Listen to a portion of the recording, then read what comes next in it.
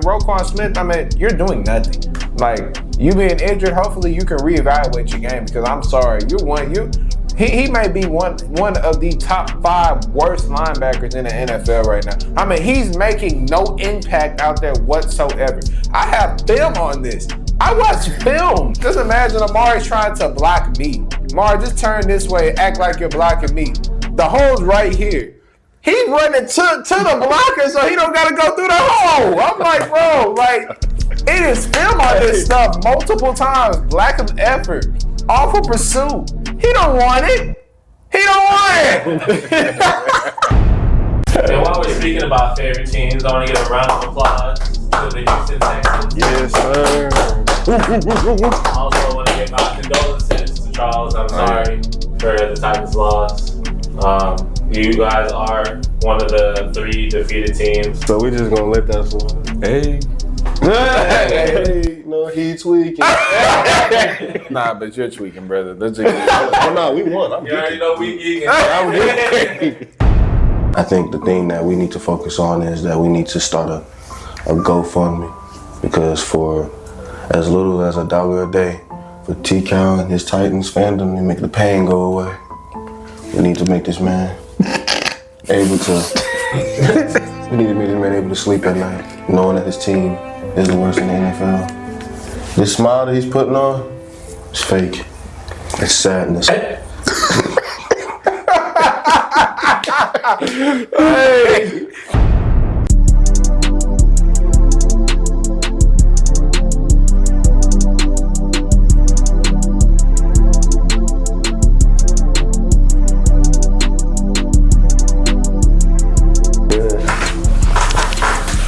Put him down.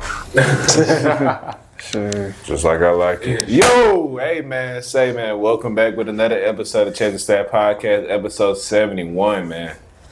Dang, episode 71, that's crazy. Been a long grind, man, long road. Still got ways to go. Nah, for sure. But I'm here, I'm your host, T. Cow. Here to the left of me, got my co-host. I don't know who he is, man. Coming here with the fresh cornrows, like I've been telling him. Big verse in the building. Fresh off the J in the jeans.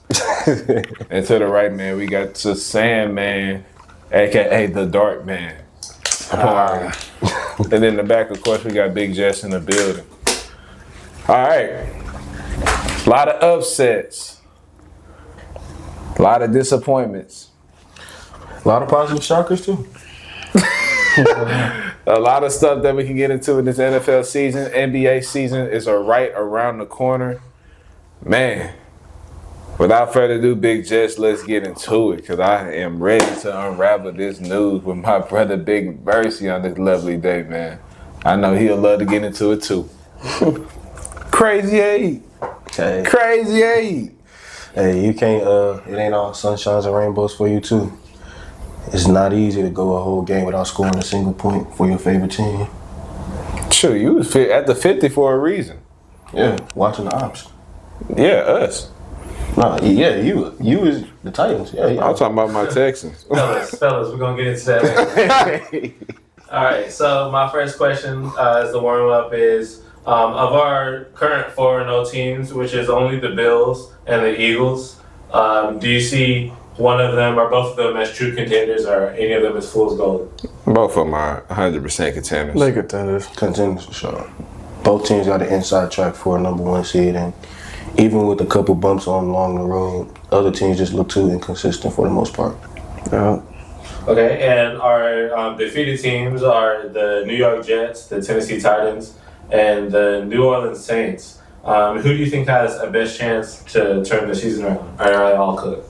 All of them really cooked. I'm not gonna sit there and hold you, but if I had to say one that could potentially turn their season around, I plead the 5th. That's simple. I can't even go. Those are 3 awful teams. Yeah, those are awful teams. I was so high on the Jets, just thinking that they'll be competitive, and at some points they have, other points they just been. They're a disaster. So, and we all know what the Saints and Titans represent. I don't know what to expect from either one of them, I ain't gonna lie. It's in the air. I don't really have too much faith in them, honestly. So, yeah, I ain't really got too much to say about them. Can you give me one rookie and one college football player that stood out to you this week? Rookie, obviously, I think it's an easy one for me at least. Woody Marks put up over 100 yards at the line of scrimmage. I mean, he was dynamic. College player, Big Verse. I'm not gonna cap. Dante Moore. Mm-hmm. He impressed me this weekend at Penn State. Yeah. I'm not even gonna cap. That was a game. That was a game he performed his tail off for sure. And he deserves some talks. He needs to be in them Heisman talks for sure. That was a statement win. Penn State can never beat a ranked team in the top 10 for some odd reason. I don't know why. That's a James Franklin problem that we will probably never get an answer to. Rookie that impressed me, I'll stick with the Texans, Woody Marks for sure, but I'll go Jaden Higgins. When you actually get him involved on the field, he's able to make plays. And we showcased that in small moments, but impactful moments in that game against the Titans. As far as college player that impressed me, you went Dante Moore. I'll go Sam Levitt, man. I know Arizona State is 3-1, but they're alive in that Big 12 race. And he's been making some waves for a few years now. I'm not saying he's going to be a pro-ready quarterback in the NFL by any means, but as far as what he's doing this season, it's pretty special for the Sun Devils. For me, for the rookie, I'll go with Marion Hampton.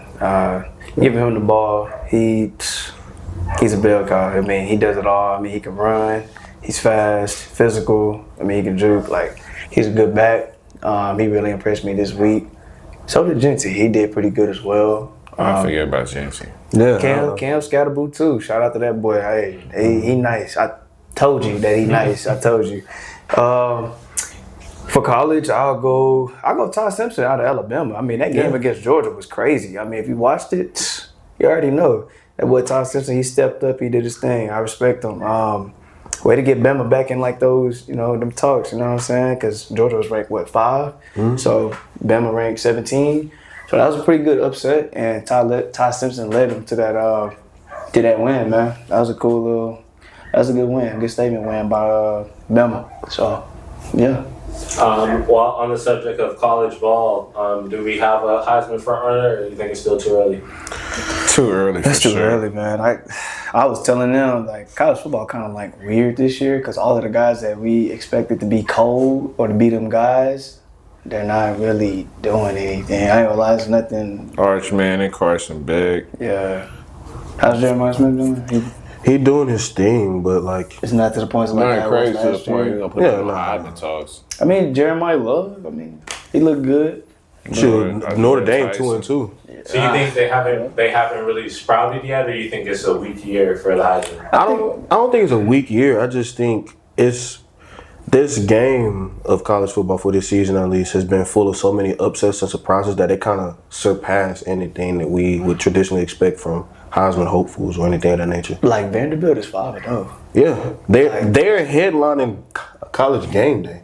Like, bro, that is crazy. Vanderbilt is 5-0. Like, they were like the bottom of the ACC, like forgotten. Now Diego Pavia get in there, he taking off. Like 5-0, bro. 5-0, and they nice. Okay, they nice.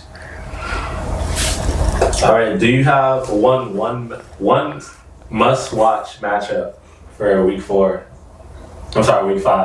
of the NFL or college football? That's a good one. I guess if I was to go with one team, I don't know. It's a toss-up. I would say Seattle and Tampa Bay. I like that game, and I don't want to take anybody else's answer. There's a couple other pretty solid games. I wouldn't say nothing to die for. Chargers, Commanders, maybe. I'll look in the college ranks. I just glanced at it just to look through the schedule, and it's kind of obvious, but Florida State and Miami. That's a huge rivalry that's been reignited because Miami's actually good again, and Florida State is back in their rightful spot as being the ACC contender. So that'll be interesting to see how that shakes up everything in the college football playoff and the ACC. I like that. I think the game to watch is going to be, I ain't gonna lie, I like that Texans versus the Ravens. I really want to see what y'all gonna do against them. I like that. That's gonna be a pretty good game. I hope so. Especially I can get revenge from last year. So Shoot, I like to say a game to watch. I think But it's that's gonna what I'm be saying. It's your opinion for sure. There's no wrong answer. But I think y'all got y'all groove back, bro. We gonna get into it, but like, shoot, they got look at us as they get right game. So yeah. we'll see. So for college, it's week 7. Yeah, college week 7. Week 7. Ooh. It's some heavy hitters in college too. Hey, hold on now. A&M could be spooked up by Mississippi State, bro. They nice. Mississippi State not bad, bro. They I got like week 6 for college football. I will go. some bad. I ain't gonna lie. I'm gonna go Vanderbilt and Alabama. Oh my god! Hey, I gotta watch that Vanderbilt versus Alabama, man. That's gonna be a good game. It'll be insane. Hey, you stupid. Hey, yeah, that Bama versus Vanderbilt game gonna go crazy. I like that. That'll be crazy if history repeats itself. Bama came off of a great win against Georgia, and the very next week they lose to Vanderbilt. That happened literally last year. Man. That'll be crazy. U of H, Texas Tech. I'm going there. I'm going to that game, bro. That's gonna really test if U of A is really good for real. And if we get that upset, guess what I'm Not saying doing? they not. I'm storming that field. Lord, what's Texas Tech ranking? 11. What? Yeah. They tough, bro. Okay. Which NFL player has surprised you so far? Good or bad? Quinn Johnson from the Chargers. Surprised you the most so far? Aaron Rodgers from the Steelers. He been looking good. He shut me up. Such a good season for him. He shut me up, bro. He shut me up. Who has surprised me so far? Lord. Good. I'm always go good. I like the positivity. A player that has really shocked me, I will say. I'll say Cam Scatterboo. I'll say Cam Scatterboo, man. He looks pretty damn good out there. So I'll go with that. That's probably like a basic answer, but I mean he's a rook. And he's been killing it, you know what I mean? So I think he's leading the rookies in rushing yards right now, if I'm not mistaken. I think he is. But, yeah, like I got to go Cam Scatterboo, man. I'll go one bad just for the negativity of the. I like being negative. Sauce Gardner, man. Absolutely awful. Please take him out of them top tier cornerback conversations and stop complaining to the media that it's because your team isn't good while you're getting so many pass interference calls. You're flat out grabbing the guys out there, man. Let's be honest. Like, you're not locking up whatsoever. I got one more good one. Quinyon Mitchell. I mean, I knew he was good, but like, He grabbing too. I mean, yeah, he be. I mean, No, they're not giving him the flags. That's the thing. yeah, I mean, I like Quinyon Mitchell. I mean, as a former CV, I like him. I ain't gonna lie, he nice. I'll say one negative one, man, and this hurts. Gino. That boy threw 7 picks in 4 weeks. And nobody's talking about it. Hey, I don't. Let it be CJ, though. Ain't the same thing to it. See, but you don't get expectations from Tua. At least not from the Dolphins. You got expectations from the Raiders. Exactly. D. Carroll, him, Ashton Genty, one of the best tight ends in the NFL, underrated receiving corps that's been productive for the most part. yeah. They got pieces. He made the best tight end in the NFL look pedestrian now. Like, Which is crazy. maybe it wasn't so bad with Gardner Minshew. Yeah, but keep in mind it is September still. Yeah. And they had one win to show. All right. Since 1990, fewer than 3% of teams that start 0-3 have made the playoffs. Fact or cap? Start 0-3. What's the percent? Less than 3%. Less than 3. Fact. Not a lot of 0-3 team made the playoffs. I know we was one of them. I'll go fact. I go fact too. That is correct. Fact. Fact or cap? Carson Beck has thrown for 1,000 yards already this season. Fact. Fact for sure. That is cap. He's thrown 972. He was close. Damn. With that receiver core that he got, what? Fact or cap? The Ravens averaged the most points per game so far. That's fact. There's nobody averaging more points than them. Cap. Cap.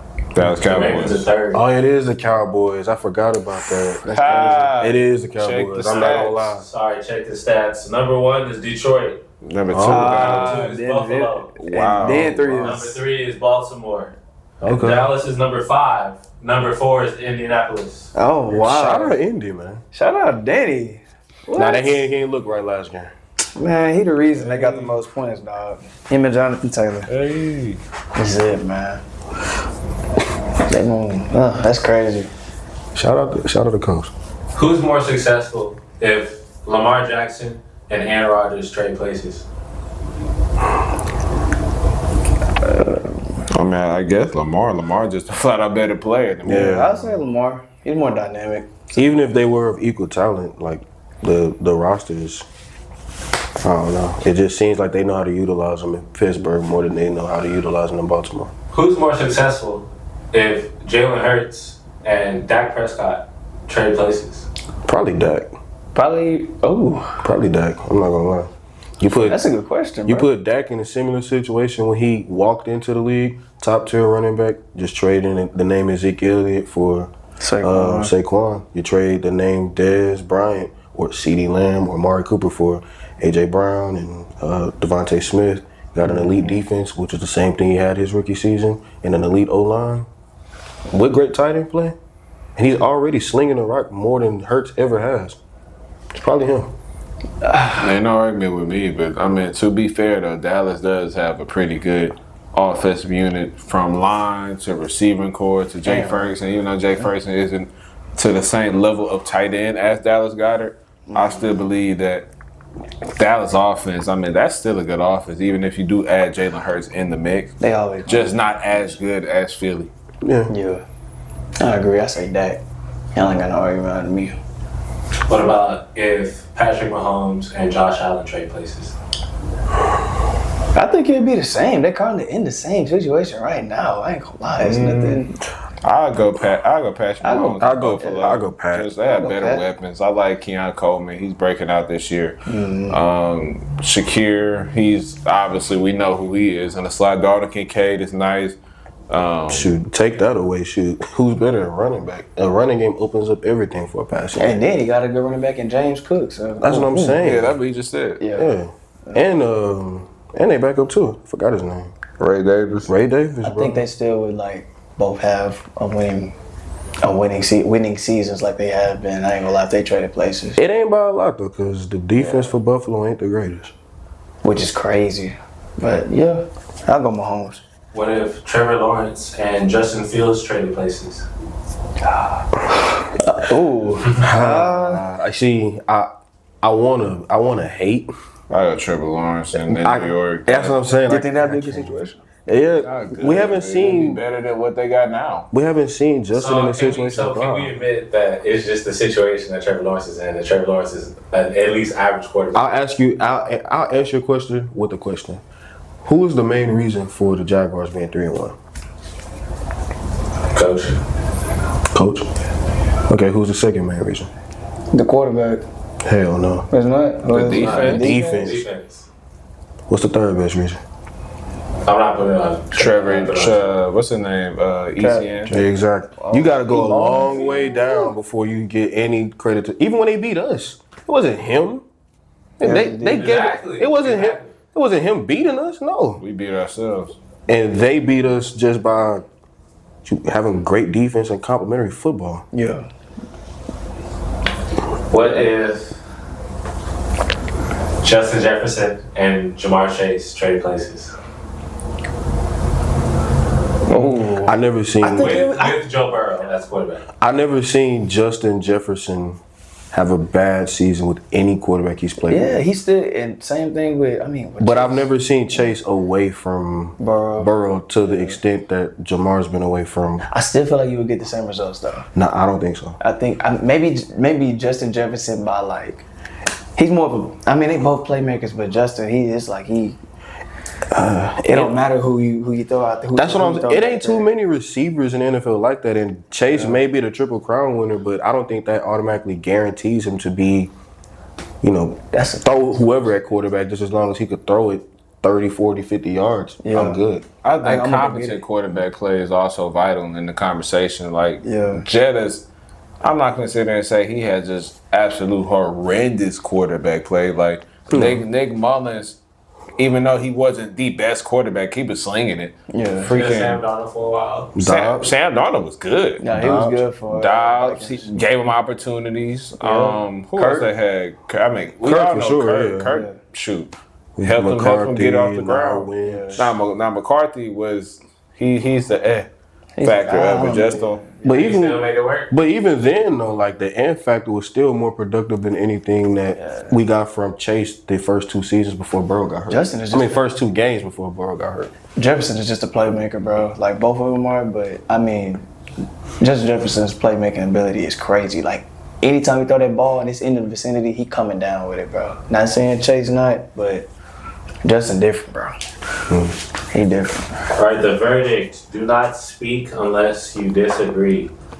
Brock Purdy is a system quarterback, and that's not an insult. Bill Belichick will never win another championship. It's year 1 for him, so, like, gotta give it. I give it a little time. I give it some time. I don't think he'll win another national championship, but he could definitely win a conference title. He gotta build that team. He gotta build another national championship.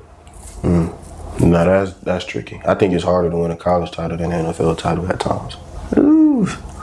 Yeah, maybe. The Eagles will probably make the Super Bowl this year. Only time will tell. I can't even. It's too early. I can't just it's way too early. Yeah. They haven't lost a game in like almost a full calendar year. All right, how do you feel about this player's resume? Overrated, underrated, or properly rated? I have a 1-time Super Bowl, 1-time Pro Bowl, top 15 all-time in yards and touchdowns. How do you feel about Matthew Stafford? Underrated. I think he need to be in them top. Like, he should be a gold jacket first. I'm not gonna say first ballot because Shannon Sharp wasn't even a first ballot Hall of Famer. He should be a Hall of Famer. It shouldn't be a question. Underrated. He will be a Hall of Famer. I think what hurt him was being in Detroit for all them years. And to be real, the only reason he probably will get in is his Super Bowl. Super Bowl, for sure. He has no accomplishments. He'll have no All-Pro, Pro Bowls. I mean, shoot. I can't even. He probably don't even have enough Pro Bowls to go on a single hand. And he might not even go this year, which is kind of crazy. Yeah. I mean, who realistically would come out of that? I mean, obviously, I know they love Hurts, so Hurts would probably be representative. I know Baker's getting a lot of steam, but like, if it's gonna sound like a stretch, if not even him, if they find a way to get America's team into the postseason, oh, for sure, yeah, he gonna get more. He gonna get that love, man, for sure. So yeah, I say Matt is very underrated, most definitely. He's one of the He's been like that though since Detroit. I mean, his better years came out of LA, but I mean, yeah, Matt is very underrated. I mean, amazing quarterback, man, amazing. Yeah. All right, what about 3-time Pro Bowl, 2-time rushing leader, and a rapid decline after age 27, Ezekiel Elliott? For Hall of Fame? Overrated, underrated, properly rated? Properly. Yeah. I mean, it's just, like, he's not a Hall of Famer. He had a stretch. Cowboy ran him into the ground. Outside of that, I mean, career was never the same. He's properly rated. I don't think he's a Hall of Famer, but I don't think you can say he was a bad back. I think he was good. He died out a little too early for running back years in a sense, but when he was in his prime, which is the moment he touched the league until he hit 26, 27, he was that dude. Yeah, he was killing it. I say properly rated as well. Yeah. He is the definition of ran to the ground. Like Dallas, even with their high octane passing attacking weapons, like their identity was ground and pound, and they did not hide that fact when number 15 was in that backfield At all. Zeke was killing, man. Or 21. Nah, 21. We don't talk about them years. Well, what about 1-time MVP, 3-time Pro Bowl, 1 Super Bowl appearance, 75 rushing touchdowns, which is the most by any quarterback? I'm not sure if you know what I'm talking about yet. This is Cam Newton. Cam? I think he's Man, Cam get a lot of disrespect, bro. He really do. I think he's underrated. I think he's underrated as well. Cam get a lot of disrespect all because of what happened against, the Broncos and everything like that. But Cam is underrated, and we'll probably never see another one like him. I ain't gonna lie. He was one of the best quarterbacks to come through the 2010s. I mean, talk about one-on-one. I mean, he's literally one-on-one for real. I think the fact that he put his body on the line for that much, like, imagine Josh Allen, but like the passing mechanics wasn't all the way there, and they was, hidden because of the fact that he was the most dominant rusher in the NFL for a period of time. Did he start the trend of the mobile scrambling quarterback? He didn't start the trend, no. But he put like you could say Mike Vick. In a sense, kind of. Culpepper. It's a lot of quarterbacks like that. Vince, Steve, Young. and even back then, probably before he was young. I mean, Steve Young was a scrambler. Steve Young. It was some guys. It's been a lot of guys that come through. But Cam, he put the team. That's the definition of put the team on your back, though. Yeah. Like they had a stacked defense for sure. That Panthers team as a whole is underrated, but I mean they. Take him away, they don't go 15-1. They don't go to the Super Bowl. They don't go to the playoffs as much as they did. And the heights that he reached so quickly, he's 1-1. And he's been like that since he's been to a championship at every single level. And he's won a individual award at every single level too. That's dope. He's a little overrated to me. But like, no disrespect to Cam, but you obviously put it into context, like number 1 overall pick. He won the MVP. He took a team to the Super Bowl.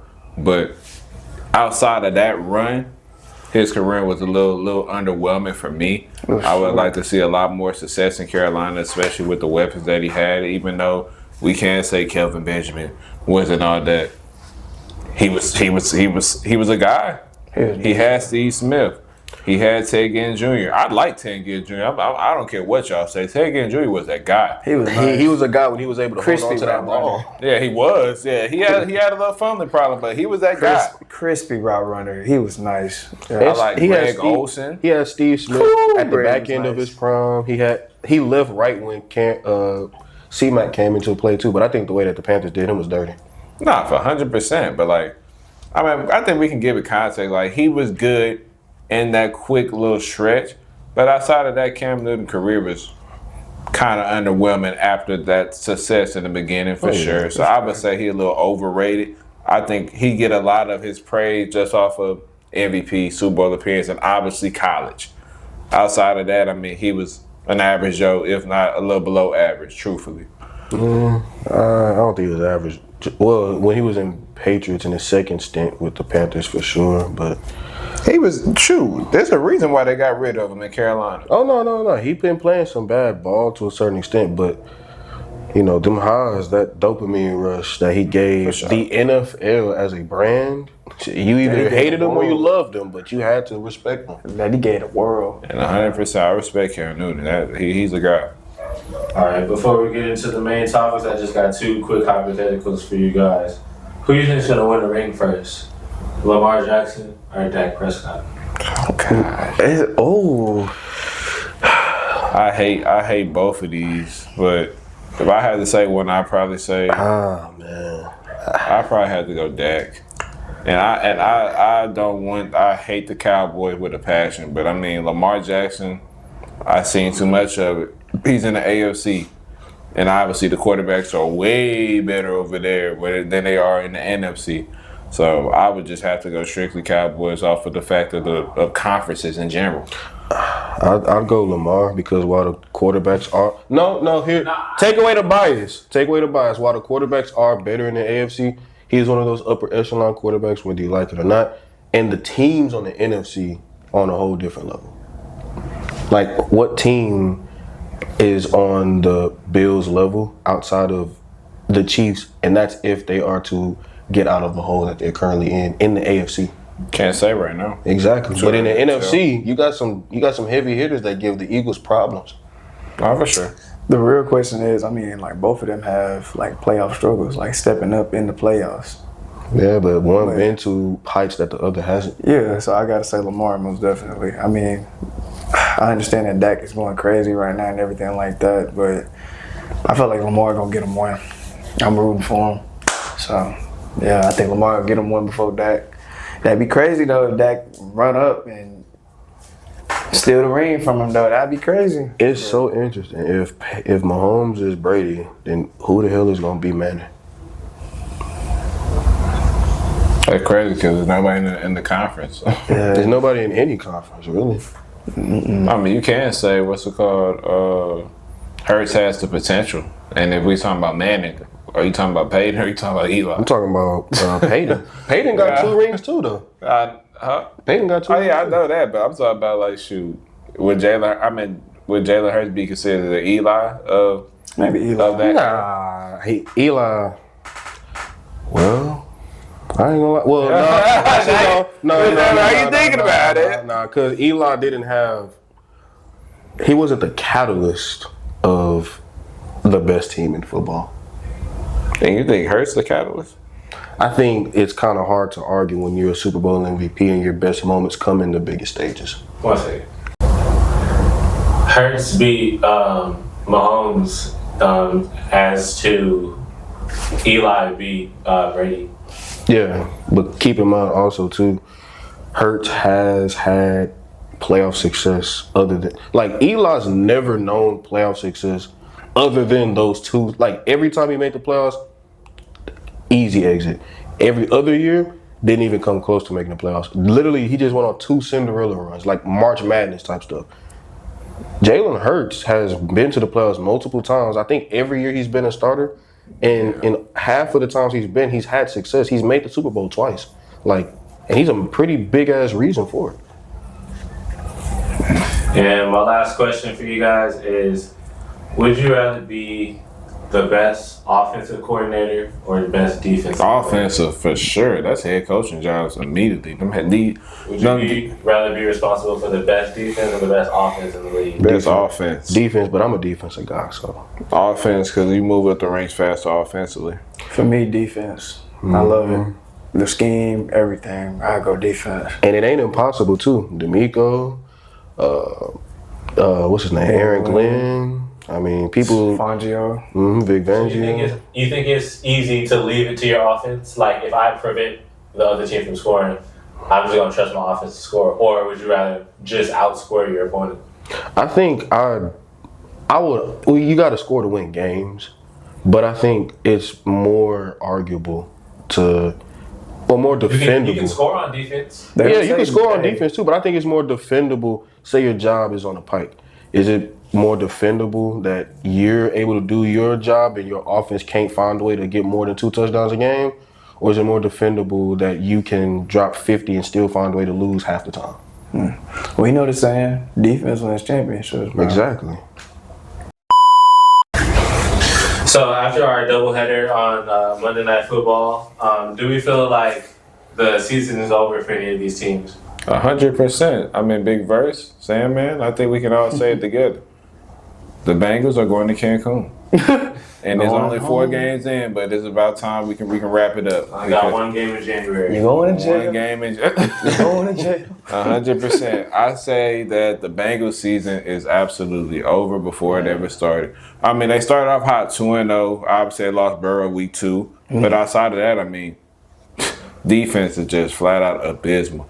Offensive line, I mean, it's on the verges of Texans. They're not worse than the Texans. Don't get me wrong. The Texans have the worst O-line in the league. It's close. But I think right after that, It's close.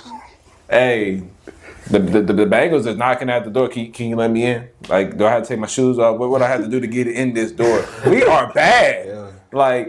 The Bengals are atrocious. I mean, Jay Brown had no time. No time. And even when he did have time, he couldn't make a read to save his life. I mean, I know the Bengals had a lot of confidence in him. Obviously, him starting it off, being the QB for 2 years ago when Burrow went out for that long stretch of time. But I mean, my goodness. I mean, he just doesn't look good at all. He doesn't seem sure of himself. Offensive scheme has not changed too much. I mean, get the ball to 1, get the ball to 5. Make your life a lot more easier. I think, obviously, Charles, you alluded to it earlier, but Zach Taylor's job is done. If he's not fired midway through the year, he is done at the end of the year. I mean, I know Burrow has been hurt these last couple of years. They done had a lot of injuries that kept his run as head coach going. Mm-hmm. But it's only a matter of time they can miss the playoffs back years, having the same problem. Being an undisciplined team, defense has no motivation out there whatsoever. Hey, Henderson's out there. Shamar Stewart's out there. It's not making a difference. And it's not to say that they are not good players. Which is crazy. Henderson is a great player individually. He's getting pressures too. But one player can't play all 11 spots. Mm-hmm. I mean, J.K. Dobbins 16 for 101. 16 for 101. Harvey 14 for 58. Bo Nix threw for 326. Like, let's keep it a beam, man. Like, these guys are flat out awful. They are awful defensively. Offensively, I mean, their line is atrocious. Their weapons can't be utilized because they can't get the ball in their hands. I mean, time of possession, 37 minutes. It was basically 38 minutes to 22. I mean, Cincinnati really never had the ball, and when they did, they would potentially maybe get one first down. Mm-hmm. One first down, then it's a 3-and-out. It's a quick 3-and-out. They had one field goal the entire game. No other points generated whatsoever. I think the Bengals season, if they want to have a chance of, I'm not going to say competing because I don't think they're competing as long as Burrow isn't here, but you have to go trade for one of these guys. I'm not saying Richardson and all that crap. Richardson is no. Kirk Cousins maybe. Like, somebody who can be able to, like, steer the ship. Russell Wilson's out there. Jameis Winston's out there. I mean, it's a lot of viable backup options out there that are better than Jake Browning. That's no disrespect to Jake Browning, but you got 13 games left in the season. Mm-hmm. We don't know when Burrow might be coming back. So it's like, if you want to have your guy, like, any type of motivation in that locker room to continue to go to work, I'd say you cannot have Jake Browning in that locker room commanding that huddle for at least another 11 games until Burrow comes back. You just can't have it. Yeah, I talked about on the last, not this past episode, but the one before that, how Jake Browning, when he was named starter, that turnovers was a huge issue. And hey, little do we know, here it is on the TV screen. Turnovers, bad decision making, and also no time. You know what I mean? No time. That O-line is treacherous. Oh my God, terrorists all over. But I mean, yeah, I agree with you, T. I ain't gonna lie. They need to make a trade.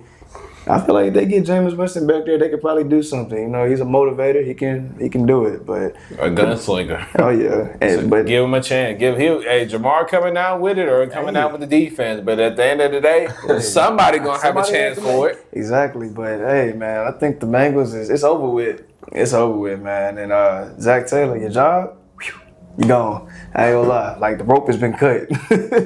But yeah, that season for them. This season is just treacherous for them. I mean, losing Burrow, that's just like, that's terrible. Like, that's the guy. You know what I mean? So after they lost him, it was already over with. But yeah, Bengals are done, man. I agree with you, but he asked about the Dolphins too, so it ain't really much I can add to that. I'm gonna just speak from the Miami standpoint. One, your only win came against a defenseless team in the Jets who was in the same position. Like, it's like, y'all probably treated them the same way that we treated the Titans. Like, that's, if you don't get this win, then like, what are you doing? Mm-hmm. But also, when you're losing essentially your best player on the team to probably a career, like, this ain't a season ending, this is a career-threatening injury. His biggest attribute, Tyreek Hill, is speed, and this ain't a dislocated knee. This is not a kneecap. This is a dislocated knee. Ooh. With torn ligaments inside of it too. That's Tank Dell levels. Wait, so Charles, before you even continue, do you think that this injury is worse? Like, because I seen something on Twitter, it was like, it would be better off if you just broke your leg. Yes. Than just to break your entire knee. Bro, you could break your leg and look at Breece Hall. He broke his leg and he's looking like a productive running back for the Jets. He's solid. Yeah. He's solid. Like, and that's a hard position to play as a running back. He dislocated his leg? He dislocated his entire knee, tore multiple ligaments, including ACL. Damn. That's multiple surgeries on top of multiple surgeries. It's a lot of work. Mind you, a torn ACL, you already done for minimum 8 months. Yeah. And that's if the rehab is excellent, great. And if you take it serious, not take it serious, but put that effort into it. No, you could put effort into it, but even with that being said, your body's not physically ready just off of that ligament alone. Adding the factors of multiple ligaments on top of that, plus an entire knee, that might be the last we see of Tyreek Hill in the NFL. Yeah. And that's not even including just in a Miami Dolphins uniform. Which he doesn't even want to be in Miami to save his life anyway. Yeah, precious to Tyreek, man. Mm-hmm. For sure. Do you think that do you think that potentially maybe the last game you ever see from Tyreek Hill? Probably. He was talking about retirement prior to this season in general anyway. And mind you, he signed that 3-year extension. But when damn near 2 of your years is going to be spent in rehab. That's a really sad exit. Exactly. That sucks, man. One thing I can say though, man. I mean, Tyreek Hill is a dog. Like that, the fact that he, like, with the way he left that field, just like energetic. I mean, he knew his season was over. He knew his knee was dislocated, and the fact that he could even smile, he could even just like embrace the like love of just like, man, like If it's potentially over, man, like it was a hell of a run. I did this. Like I mean, I just want to take a moment just to like you are that guy, Tyreek. Like you are a dog. Like I'm not gonna. I would have been boohoo crying. My mama would have to come down there to calm me down for the amount of crying I would have been. And she did. Yeah, she did. I mean, your entire knee, like on television, that looked awful. That was crazy. And then they replayed it again. They replayed it again. So the fact that he got like, bro, it's just around the play. I mean, Tyreek Hill, you are a dog. Hey, if that was your last time ever playing football, even though I know it's not sports medicine and science and surgeries and it's way more advanced. I mean, Aiden Hutchinson came back from what he did, and obviously we know that that's a little more easier to come back from than dislocating your entire knee. Mm-hmm. I know it's two different things, but I'm not sitting here trying to put aside that Tyreek will never come back.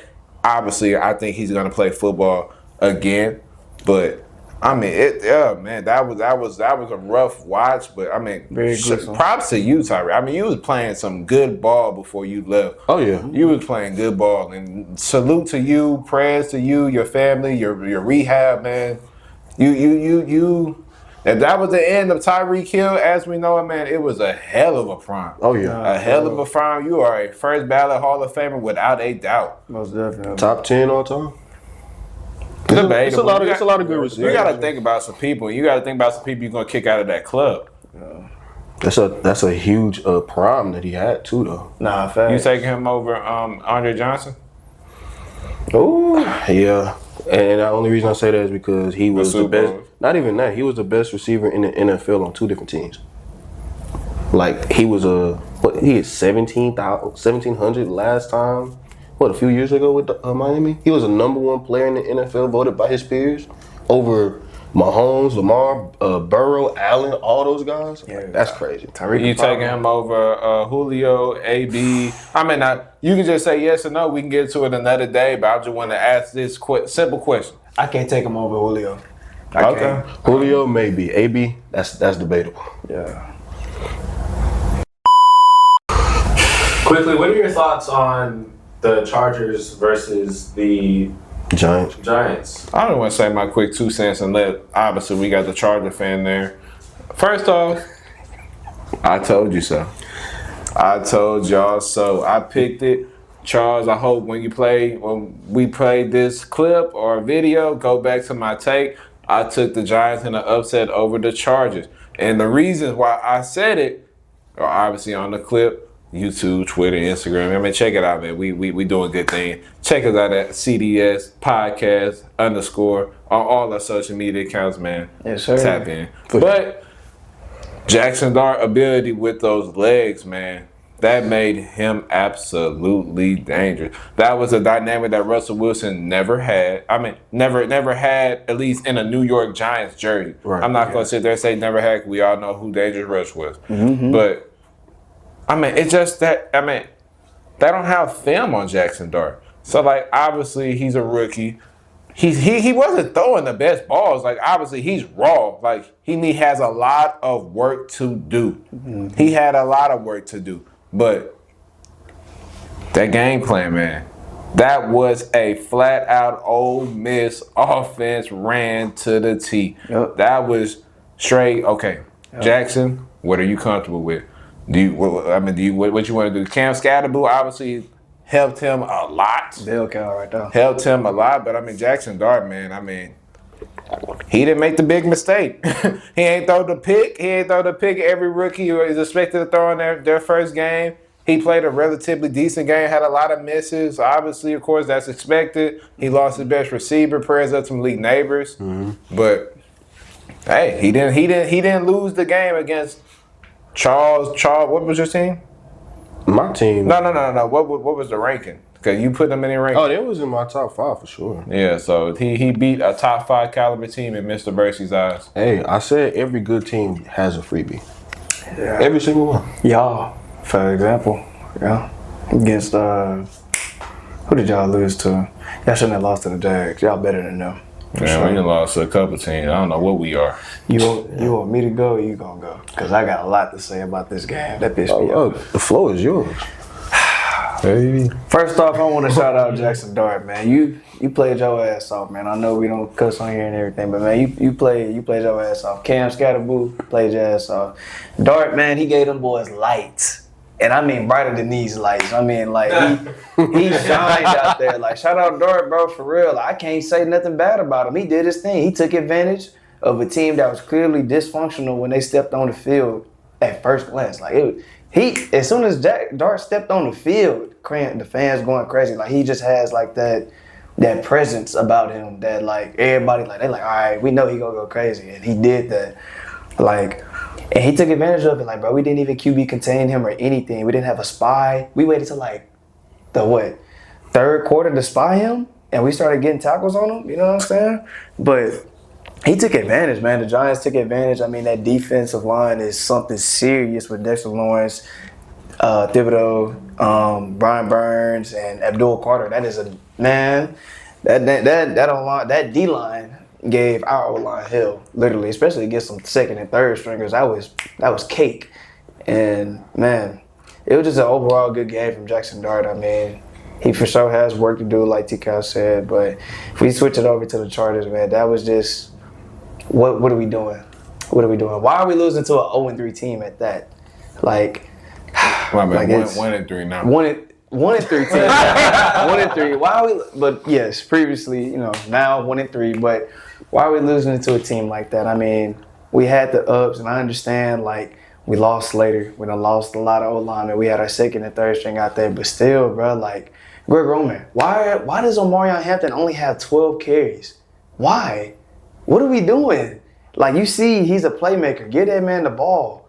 Like, Herbert has no time to really just throw the ball. Like, he got to have time. Like, it's just little things like that, bro. Lad, we need you to catch them passes, bro. We need that, bro. That did not look like you out there. It looked like you got like a glimpse of QJ from last year. I'm like, what you doing? Like, you sure-handed as hell. Like, you should be catching everything. But Kid Allen came and took your juice. Man, I don't know. But, I mean, that was just an overall, like, terrible game. Defense, I mean, Tui Tolopolotu.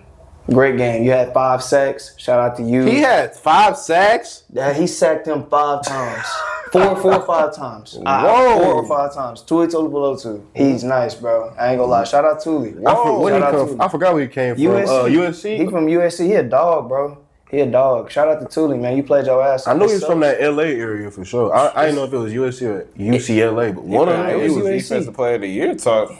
He had 5 sacks? Bro. Oh, my God. Killing. He's a dog. Dang, he had 4 sacks. 4 sacks, my bad. 4 sacks. That's still crazy. That's all his sacks this year? He a linebacker? Dog, bro. Nah, he a DN. He probably edge rusher. Edge rusher, my bad. Woo. He a dog, bro. Shout out, bro. He finally had like a breakout game. You know what I'm saying? Shout out Tuli. Sure, it's the right team to have against, too. Freaking Giants O-line is horrendous. Facts. And it's crazy because, like, we didn't take advantage like we should have. Like, the Giants they gave up 100. They were, they gave up 150 8 yards or something like that in rushing, and we didn't take advantage of that. Like Greg Roman, I know, you know what I'm saying, you letting the boy Herbert take over and he can throw the ball and we got the receivers to do it now, but if it's not working, run game. You see Omarion Hampton has juice, bro. This man, they could not take this man down. Like, come on, bro. We gotta. It's just little stuff like that. Defense. I mean, what are we all doing? Y'all didn't. Derwin James. You didn't even look the same out there. Deion Henley, you out there missing tackles. Like, I know you had 100-degree fever and everything, but it's just little things like that, man, that we gotta correct. We gotta win games like that. I still have faith in y'all. You know what I'm saying? Like Charles said, every good team has a day where it's just bad. You know what I'm saying? Got to address that O-line situation. But other than that, man, shout out to Dart, shout out to the Giants. I have nothing but respect for y'all, man. Way to take advantage. Yeah, I'm not going to add too much more to that. If there's a game that probably saved Brian Daboll's career, it's probably this one. He was like, Hey, I'm sorry, bro. I know you just got to reach it. He's like, he holding him like helmet, and he got his helmet on. He like, hey, that's a guy. He happy to keep his job. Oh yeah, he was not. He going right back to OC. Now, what kind of pains me to say is that this is probably what the Giants were expecting to get out of Daniel Jones for a consistent level of time. And what I mean by that is just complimentary football. Like, complimentary football put the Giants in a playoff position. It put them in the area where they knocked off a top-tier, talented team like the Vikings back in the day. That made them go to the divisional round. That made them be as good of a team as they were under the heights of Daniel Jones. Probably what led them to getting rid of Daniel Jones was the fact that they couldn't replicate that lightning in the bottle. Well, this is this opportunity to get that lightning in the bottle now. You're not in the clutches of a Russell Wilson. You aren't pressured into having Dart be behind Jameis Winston. You're letting the reins loose because at this point you feel like you have nothing really to play for. You just lost your star receiver in the making who was pushing top 3 talks. So I mean, it also helps that you got Scatterboo doing his thing too. But ultimately it was just a great game plan for the Giants and just literally hey, no turnovers. Let's let our defense control everything for the most part and offense do their things. It's crazy because Dart didn't do anything special. He literally did what he was supposed to do. He was the game manager. Yeah, you don't have to. to. He managed the game and he did it. Jalen Hurts do it to a T every year. We don't like to say it. Except he threw over 100 though. But we don't like to say it. But like you don't just because we want to see it all the time doesn't mean you have to be a superhero to win games. Mm-hmm. Like you be a game manager. C.J. Stroud was a game manager this week. We don't care about that as long as you get the job done. Jackson Dart did this exact same thing. Sam Darnold wasn't a superhero for Seattle. He got done, made the plays that needed to be made, and here we are with all 3 of those teams with wins on their schedule. Should have made a little more plays to get JSN that 74 to get my parlay over the line, but that's a topic for another day. Oh yeah. So, how do you feel about the Cowboys versus the Packers game? Do you still think that the Cowboys are our true playoff potential team? No. Let's just all say together, no. Cowboys are exciting. We can all say exciting. Like, they going to put them points on the board despite not having CD Lamb. Mm-hmm. They going to put some points up. Dak Prescott is playing some good level ball. Shout out Brian Schottenheimer on the offensive side too. 100%. People criticize that hire that Jerry Jones made. Hey, maybe he was on to something. Yeah, now obviously he wasn't on something with Matt Eberflus. We can all say that. Oh, I ain't mentioned Matt Eberflus. Yeah, I know. I just want to put him out there. I mean, I don't know where we can get into it, Verse. I'll say this: it doesn't help when you get rid of the biggest asset your defense has. Like when Michael was on the field with Dallas, they were basically the best defense in the NFL, and when he was off, they were the worst. And we're seeing that at this moment in time. I wouldn't say the best, but that's statistically proven since he's been in the NFL. That the Cowboys had the best defense in the NFL when Michael Parsons was on the field. For his tenure, yes. For 4 years. Pass rush rate was exceptional. Points allowed per game. Now, granted, that wasn't the greatest in terms of when he was off the field, and that's because when he was off the field, the pass defense got exposed, injuries piled up at the same time that he got injured, all that. Whose defensive impact is greater, Michael Parsons or Myles Garrett? Miles Garrett. Miles Garrett is a problem. That's the best player in the league. I mean, best defensive player in the league. Bro, Does that not trump your accident? he like Well, Jordan. no, because Run. because Miles Garrett, even with that level of pressure on the Browns side of things, they've always dealt with different types of injuries. They've always dealt with different types of problems. And when you're going up against an electric team in your division 4 times out of 6 opponents, that hurts a lot. Like Joe Burrow threw the most yards, most touchdowns, and the most yards per game in the NFL. And he was not even close to the MVP voting because the dude in his own conference decided to go for 45 total touchdowns with only like less than 10 turnovers. And they're going up against that 4 times a year. That's tough. It is tough.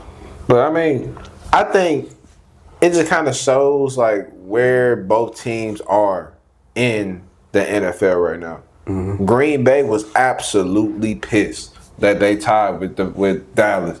And Dallas on the end of it is ecstatic. Yep. They like, oh my God, we just won the Super Bowl. Yep. We traded away our best player, played against them head to head, and we got a tie.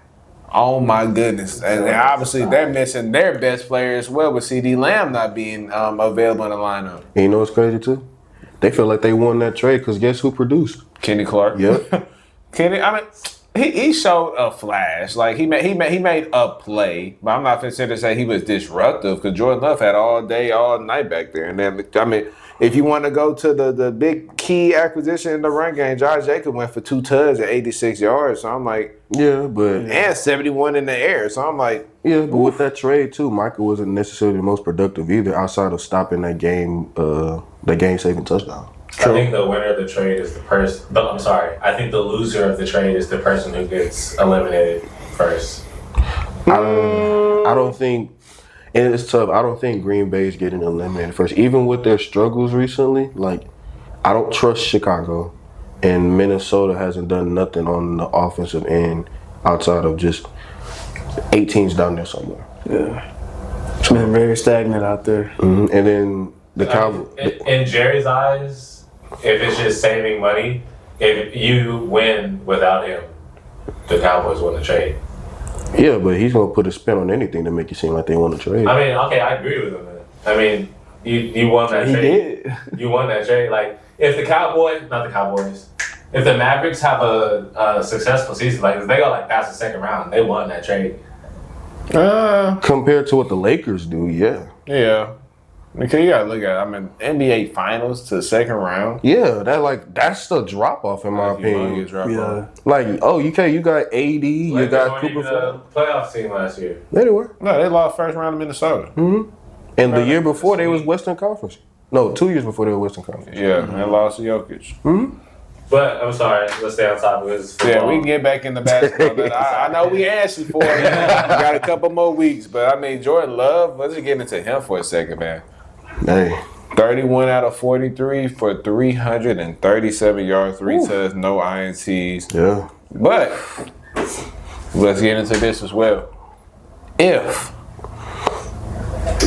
he let that time run out, he should have been criticized all day, all night. Yep. That was a fireable offense. That was a cut-worthy offense of what he did. I mean, that was absolutely awful. Big Versi, what do you have to say? Because I don't think I truthfully don't understand. They had, and I don't want to misspeak. I think they had about 15 seconds before that snap got off. He ran it down all the way until 1 second left.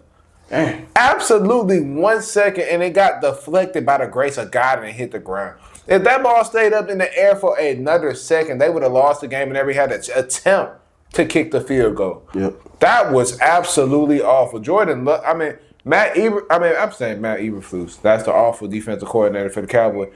Matt LaFleur should have cursed his butt out the moment he touched that sideline. Despite the result, I mean, that was awful. If you're going to run a play, then you got to spike that ball. Spike it. You got to save at least 10 total seconds. Yep. That was one of the dumbest plays I've ever seen. And then even with the play that led up to it, like, he threw a check down. Dude, get out of bounds. What are you doing staying inside the numbers? That's crazy to me. Just stupid. Just flat out stupid. And, like, they had their way. Like, for starters, man, that defense. Hey. Yeah. What's that famous quote? Not the famous quote, that famous video with Bronny over there. Your chain fake. Like, your defense is fake. Like, hey, I'm not gonna lie. Green Bay defense. Woo! Yeah. Big verse. That is some fraudulent stuff over there, brother. No. Hey. I'm not gonna cap. Obviously, with Wyatt going out, that was a big loss. But I mean, you still got Rashawn Gary. You still got Michael Parsons, despite him being limited to some certain extent because he having back issues, which yet again. People wanted to say the Cowboys making up injuries. He was actually hurt, and he's still hurt. Michael Parsons is an incredible player, but he's not 100%. He's still applying pressure too. He's still getting back there. He's a generational talent. I'm not gonna sit up here and fake it. But I mean, Green Bay offensively, man, that second half, both teams did whatever they wanted, whenever they wanted. It was a up and down game. If you were betting that game, unless your name was Tyler Calligary, you won a lot of money because it was everything you needed. If you needed the rush yards, they got the rush yard. If you needed receiving yards from the big guys, George Pickens got the yard. Romeo Doubs got the yards. Matthew Golden got the yard. I mean, everybody was eating. The only person that couldn't eat for some odd reason was Brandon Aubrey. Brandon Aubrey's the greatest kicker in this game right now. He can't get a kick longer than 44. It blows me. It blows my mind. It truly does. But crazy. I mean, if I had one takeaway, and I'll give it to you, Charles, from this game, I don't see either team as true contenders, despite how good you think Dallas offense is. If you're Green Bay, I'm looking at that, I'm like, dang, like, if I can't stop that, what y'all think Philly finna do to y'all?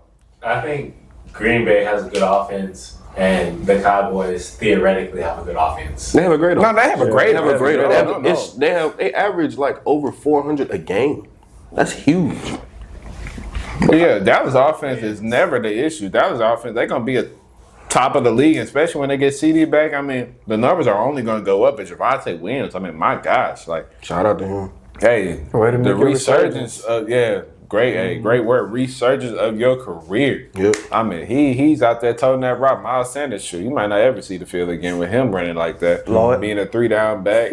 But man, Cowboys. There is no way y'all can contend in the NFC or in the NFL with that great of an offense and that bad of a defense. Cincinnati proved it to be true last year. It's just the same cycle, different colors of the team this year. I think they just doing the same thing the Ravens doing, honestly. Like, the offense is just electrifying and the defense is like, y'all ever watch Chris Moon? You know what he say when he get a mismatch? It's whoever offense against whoever they guard.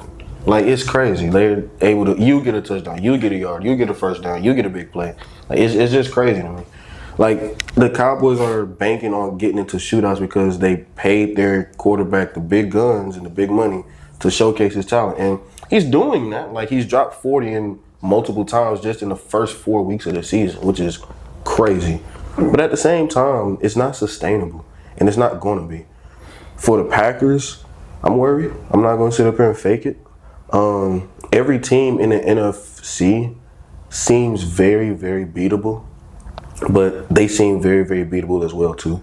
We've seen the Browns do it to them, and I'm like, yeah, we give you a freebie. Well, they almost lost another freebie by going up against the Cowboys, dropping 40 points, getting a generational game from Jordan Love and a generational game from Romeo Doubs, getting more than half of his receptions as touchdowns, and still finding a way to almost lose that game. Shout out Dobbs. Yeah, shout out. 6 catches, 58 yards, 3 touchdowns. Mm-hmm. Now, I will say this. It does hurt that they still are missing pieces of the receiving corps. So who knows what Christian Watson may have added. Who knows what Dontavion Wicks would have added as well. Who? Wicks. He played. He played? Yeah, Who was that? Reed. He's Reed. Reed got, Who knows what those two guys would have added to that squad.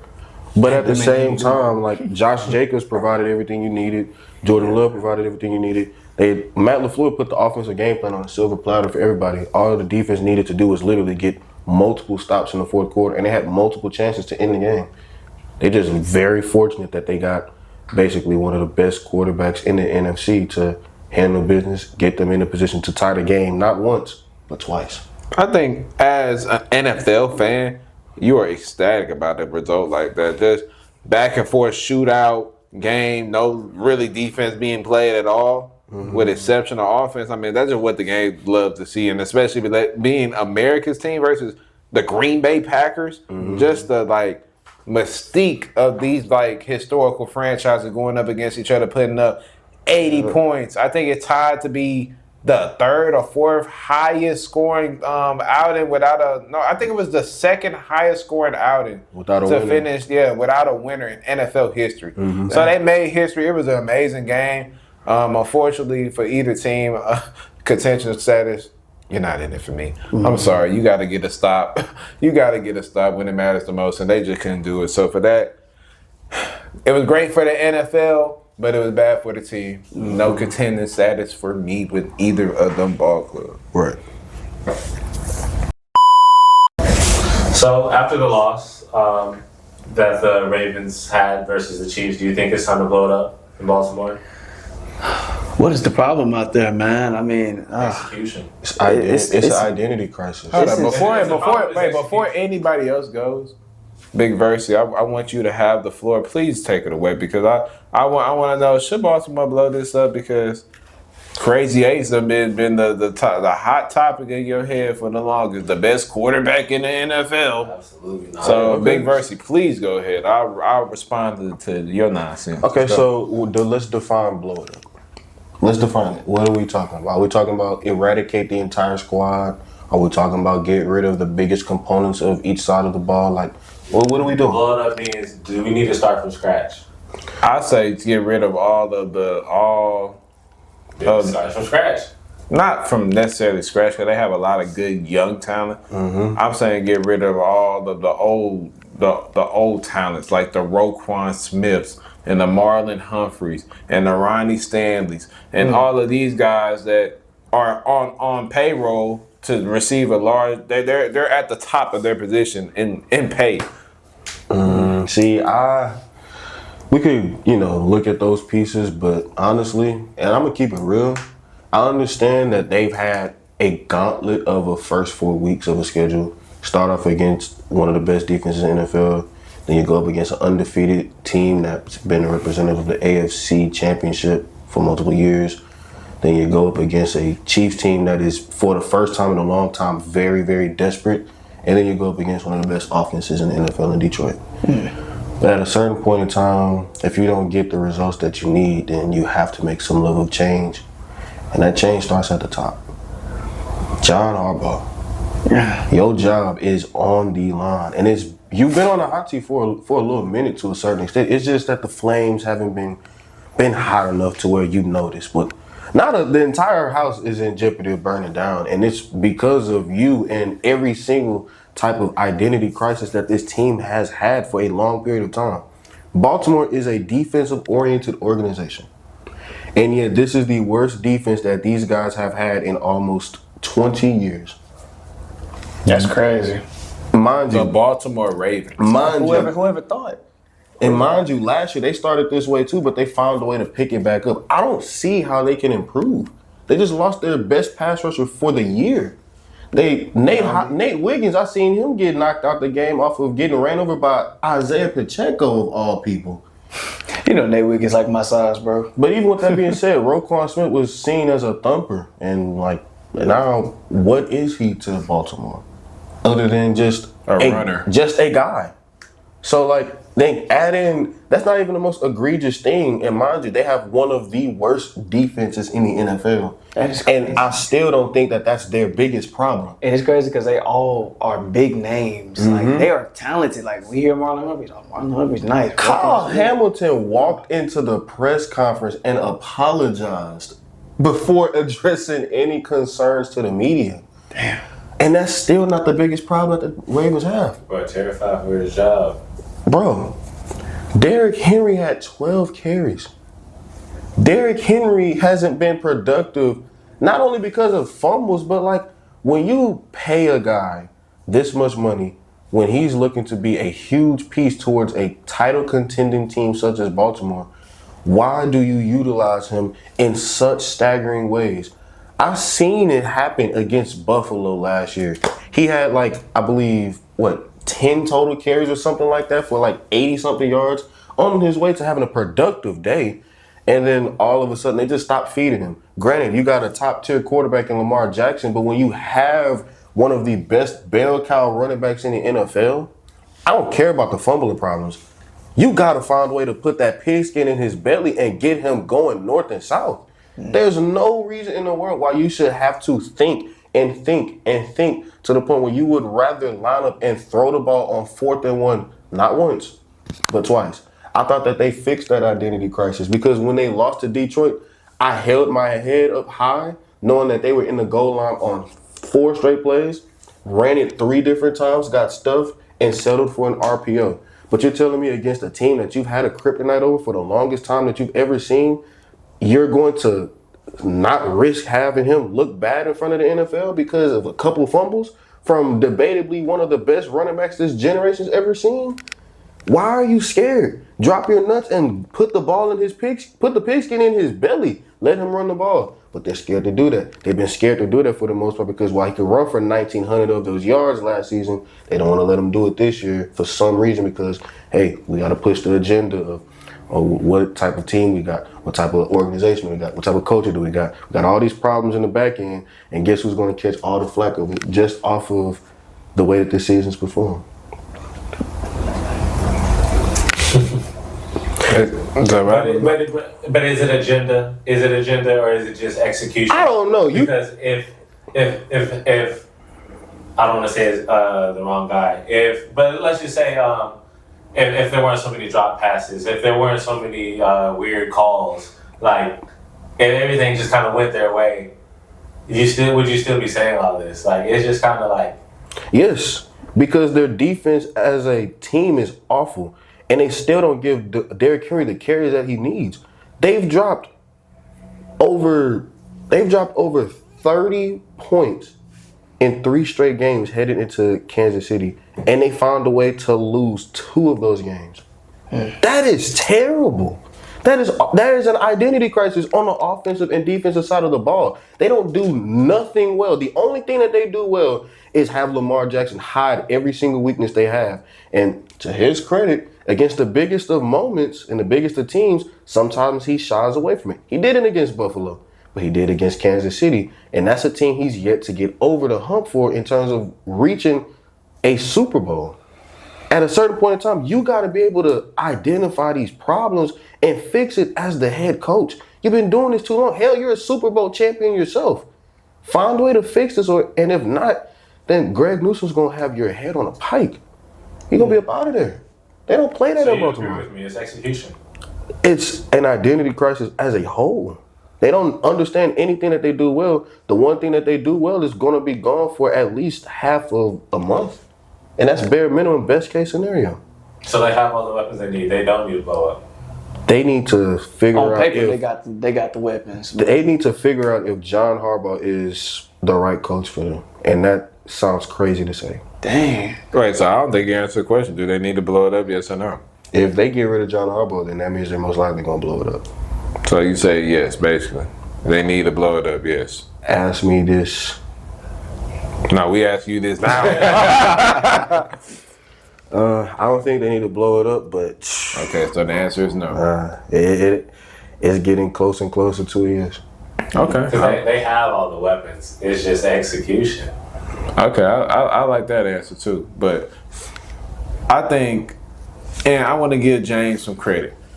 James, this is your team. It's painful. You got to doing all that text and all that hot talking just for your team to just have the exact same record as me. Mm-hmm. So James, welcome to this 1-3 club. You're gonna be 1-4. Yeah. By the time we get done with you. But he posted something on TikTok that was very interesting that caught my eye. You know what it's called? The Raven 4-year cycle. And you want to know what's involved in this cycle? Let me read it for you. 2018, wild card loss. 2019, Lamar Jackson MVP year, choked in the playoff. 2020, they lost to the Bills in the divisional round. 2021, injuries, missed the playoffs. Let's restart this cycle over again for That's actually kind of crazy. next year, 2022. Wild card loss. 2023, lost in division round of Buffalo. No. Won MVP. We lost in the division. And then lost in the conference AFC finals and the championship, conference championship to the Kansas City Chiefs. The year after that, Buffalo. lose to Buffalo in the divisional round. 2025, injuries. Lamar Jackson's hurt. Roquan Smith's hurt. Marlon Humphrey's hurt. Matabike is out for the whole year. Namdi is out. Yeah. Do you now? My only question is, Next year, I got the wild card. but the only thing that I ask you, the only thing that I ask you is, with that division still being up for grabs, do you feel like it's out of the realm of possibility for them to catch up to Pittsburgh? Oh yes, most definitely. They haven't played a single divisional game. No, they played Cleveland. They beat them week 2. Well, they haven't lost a divisional game yet, too. I mean, shoot. At the end of the day, I'm looking at it from the standpoint of you're not going to have, to Charles' standpoint, the best quarterback in the NFL, correct? You're not going to have him for at least 3 weeks. Mm-hmm. And on top of that, you're not winning with them. Yeah. You have 3 L's on your record with the with the second best quarterback in the league, Smells Lamar like Jackson. Cincinnati in here. Hey, Oh, dude. my God. I never thought I'd say that about Baltimore, Oh, but man. that is exactly true. The worst defense in the NFL. That is crazy. Smells like Cincinnati. And they have these elite defensive pieces, like these big names. It's on paper. And mind you, Zach Orr was good last year. He just turned it around later than expected. I don't see how you could fix this. Let's talk real ball. I don't see how you could fix one of the worst pass defenses in the NFL when you got one of the best safeties holding up ship on one side, and you got a cornerback duo like Nate Wiggins and Jair Alexander, who, on paper, based off of names, are supposed to handle things on the outside. I think John Harbaugh might blackmail Newsom or something. There's no way that Harbaugh hasn't lost his job or been on the hot seat for any reason throughout these last 8 years of him being this head coach. Because there's no way that you can just be like, okay, we have a great quarterback. The problem is OC. We just continuously getting OCs, and then we think we found the one. And offense is great. Don't get me wrong. They lost their DC, Mike McDonald. He's in Seattle now. Orr comes in. I'm not finna sit here and say it's Orr's fault. I'm sorry. At the end of the day, the coach can put out the scheme. It's up to the players to execute that stuff. And at the end of the day, Jair Alexander, it is a reason why a lot of teams didn't want him. It is a reason. His health and durability was one, of course. But secondly, his play dropped significantly from that all-pro year he had the year before he was injured in Green Bay to where he is now. So obviously, they thinking they're getting 2023 Jair Alexander, all-pro Jair Alexander. Who is this guy? I don't think Jair Alexander played against Kansas City. Nate Wiggins, he got hyped last year. He was a solid corner, but Nate Wiggins is just a guy.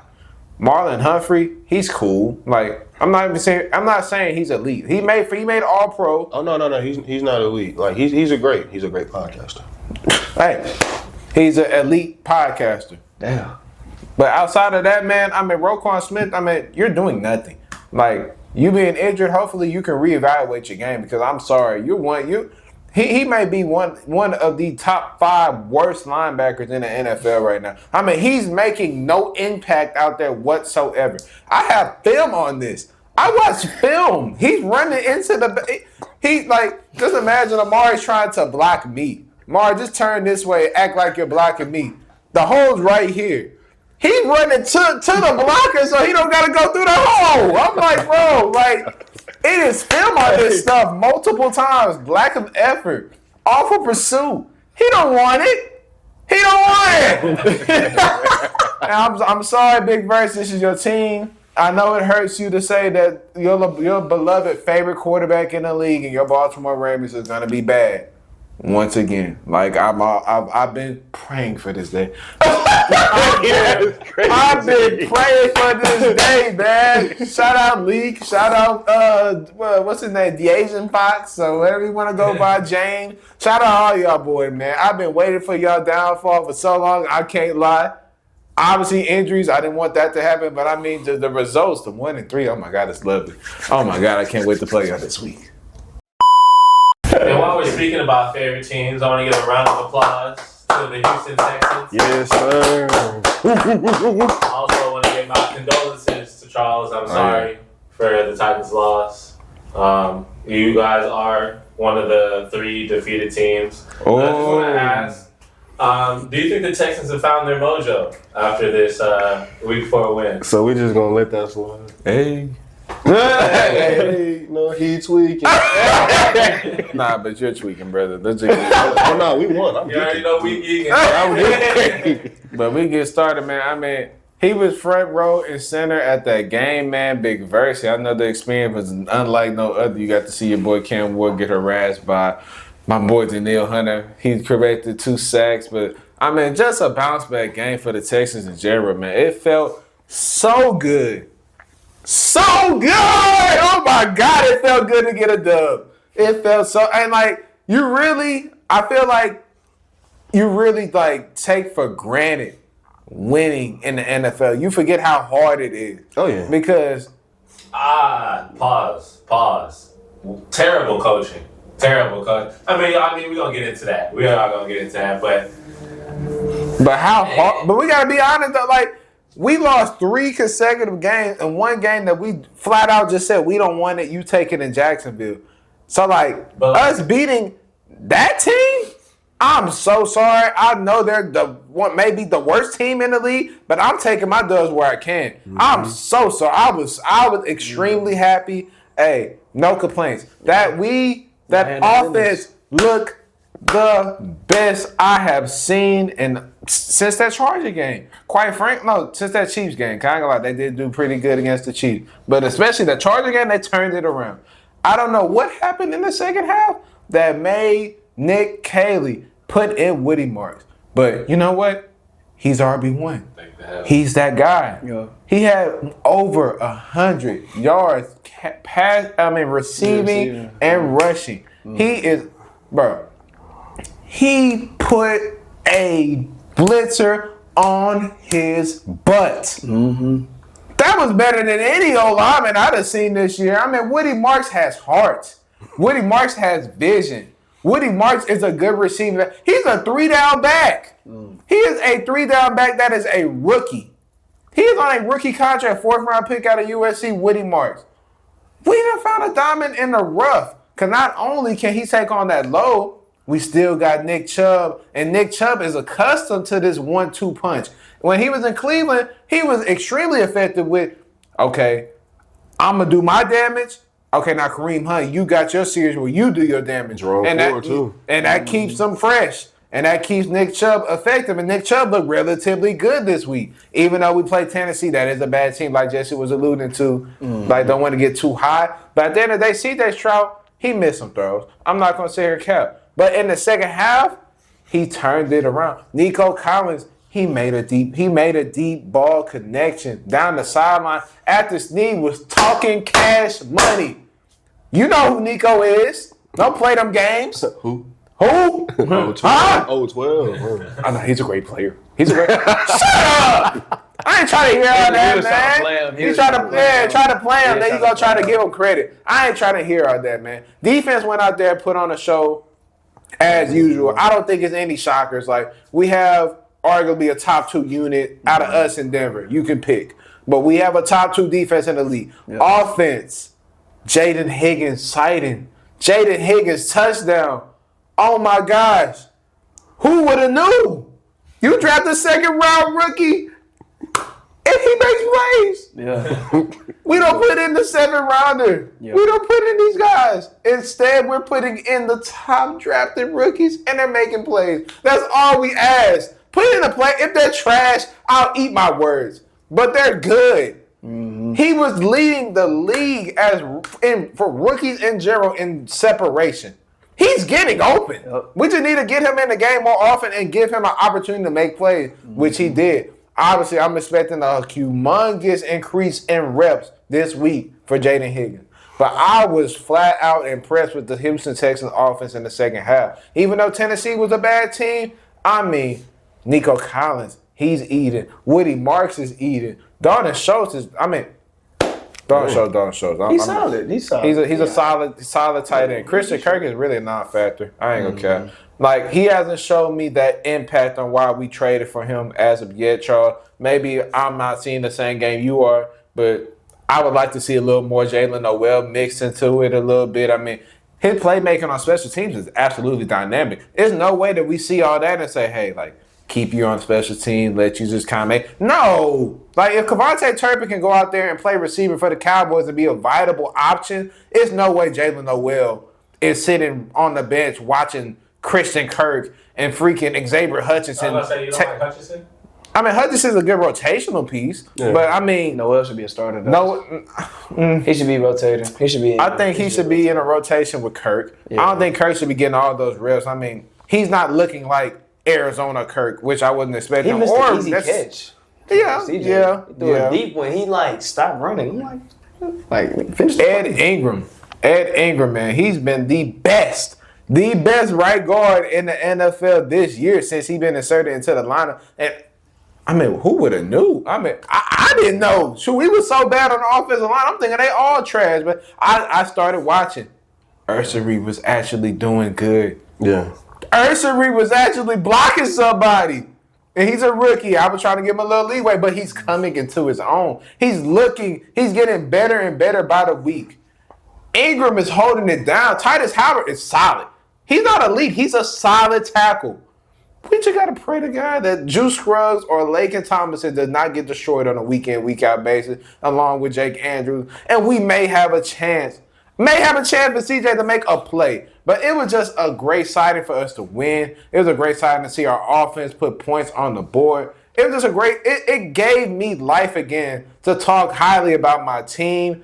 Defense is good. Obviously, we got a gauntlet ahead of us with the NFC West coming up. We got Seattle. We got the Ravens coming up soon. We got the 49ers. We got teams ahead of us. Obviously, we don't want to go down the line. We got Buffalo. We got Kansas City. I mean, if we want to just keep going, we got some teams that we're going to have to deal with. Yeah. But as of now, if we can just get this dub this weekend against the banged up Ravens, beat the Ravens, get into the bye, 2-3, come back, take care of business against Seattle.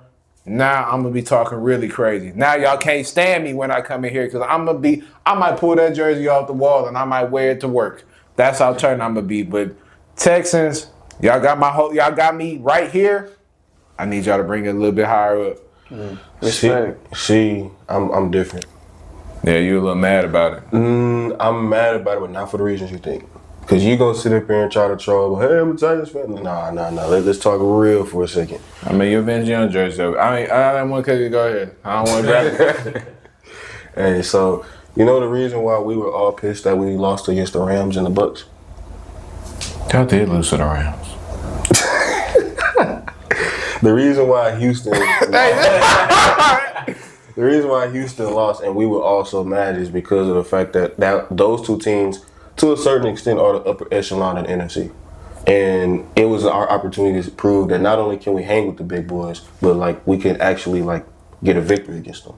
And we weren't able to. You know why we were so pissed when we lost to Jacksonville? Because of the fact that we, as an organization, are supposed to be superior to what Jacksonville provides. And we weren't able to showcase that. Exactly. So do you know why I'm not too impressed with the Titans? The Titans losing? Because not everybody's 0-3 or 0-4 is created equal. Like you can say, when the Texans were 0-3, I'm going to say it again, it just comes down to execution. But when it comes to the Saints 0-3, it's just abysmal football. See, that's part of the reason, but also too, you're telling me that it took us to literally the start of the fourth quarter to score more than 6 points. It took us all this time just to muster up the ability to have any type of creativity. I mean, Nico did get a big catch. That was a great catch. Great. He shut up Snead, all that. Made him respect him and everything. That was on the heels of 2nd and 33. I understand that you at this point in time, I take the wins as I can get them. And maybe I'm just, looking at the glass half empty instead of half full. But at the same time, I'm not going to sit up here and, jump the gun on what could be a great run from the Texans just because we beat a team that we all know damn well we should have beat. If we were to win that game any way different than the way we did, I probably would be even more concerned than I am now. But the fact that we got the breaks that we got because of how bad Baltimore is, the fact that the bye relatively early for us is actually extremely helpful at this moment in time, it does give me some level of hope for the Houston. Daniil Hunter, you was talking about all the pressures he's getting but not coming home. Nah, he's home now. He's home now. 2 of them bad boys. EJ Speed, he shocked me. He played relatively well. I was wondering why I think we just got to give up on Christian Harris. We got to give up on it. He's a rotational guy now, and I think that just might be schematically at this point in time. I think we also might have to pump the brakes on any type of return from Joe Mixon because I don't want to get burned again 2 straight years in a row. But I did like the creativity that Nick Caley did have in the second half, at least in the fourth quarter for the sake of argument.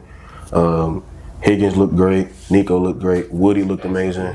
Like it is execution, but I think also too like putting the right players in the right place. Like finally, putting them playmakers on the field, man. Decided to I don't know, try. Yeah, but I mean the thing that gives me a little bit of pause is that game was too damn close for us to be struggling to put away a team that couldn't muster up 100 passing yards until the final drive of their offensive possession. You know what I mean? Like, it's not even me trying to be pessimistic. I just got to call it for how I see it. The product that was showed from the Texans was a comfortable win. Probably the first time we've had a comfortable win in a long time. And it's the first shutout since, almost 10 years ago? But at the same time, it just makes it that much more frustrating that we put ourselves in this hole. So while I am excited and happy and overall pleased, I can't sit up here and act like I'm jumping for joy for beating on debatably the worst team in the NFL. Unfortunately for me, I like it. I love winning in the NFL. I'm sorry. I just don't like losing every game. Oh, it's facts. I'm like, even though it didn't look the prettiest, the Rams beat them 31-19. Yeah. I mean, we held them to no points. That's all I gotta say. Shoot, all wins are created equal, just like Jesse. Shout out Big Jess with the wise words of wisdom. But at the end of the day, you gotta be satisfied with seeing your team come to some. They had life. They actually had life for the first time in the entire season that they put together consecutive productive offensive possessions despite the opponent.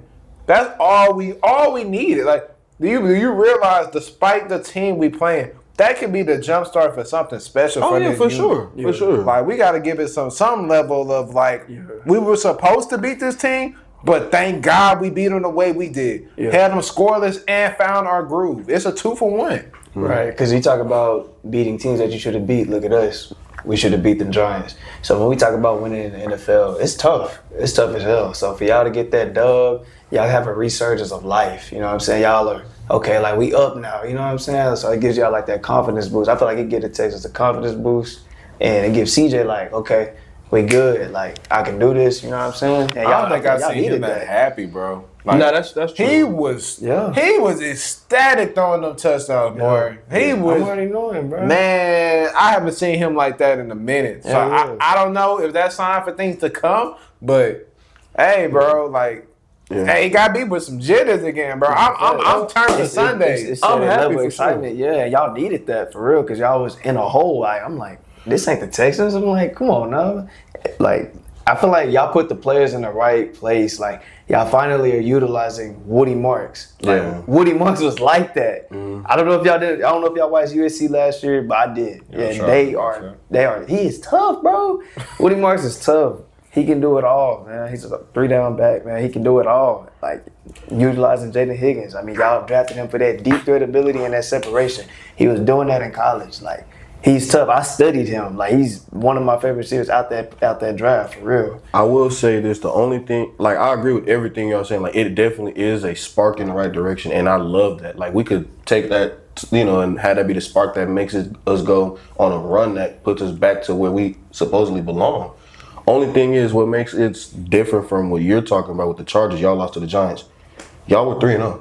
Y'all took out a team that y'all supposedly couldn't beat in Kansas City and knocked them out in the first game of the season. Yeah. Then y'all went up against everybody's darling in the Denver Broncos and knocked them out. And I was shocked. Y'all did the same thing to the Raiders and put BTA treatment on them. I just don't want to get I'm gonna be honest. I just don't want to get burned again by the same scars. Like, we beat these bad teams, but when we go up against these good teams, we're nowhere to be found. Not all records are created equal. Not all records are created equal, but a coach told me one thing that is very important. You are what your record shows. Like, as much as we want to sit up here and make up all these what-if scenarios and everything, we have to go off of what we've seen on film. And what we've seen on film through 4 weeks, even with the recency bias, it hasn't been great. And I'm not going to sit up here and sugarcoat it. I'm still being optimistic, though, because there's still a lot of improvements. But I'm saying, like, that resurgence, like, that win, that gives, you know how it is. But we all play sports, you know what I'm saying? You losing. You get a win, you're like, all right, like, we good. Like, you know what I'm saying? All right, listen. It's like a wake-up call. It's like, all right, like, we can do this, you know what I'm saying? So I feel like that's, what it did for y'all. So I have a question for all three of you, and then we'll go ahead and go on to the next topic. Let's say the Texans win. Let's just give them the win versus the Ravens. How much of a winning streak do you think they can go on? I think about solid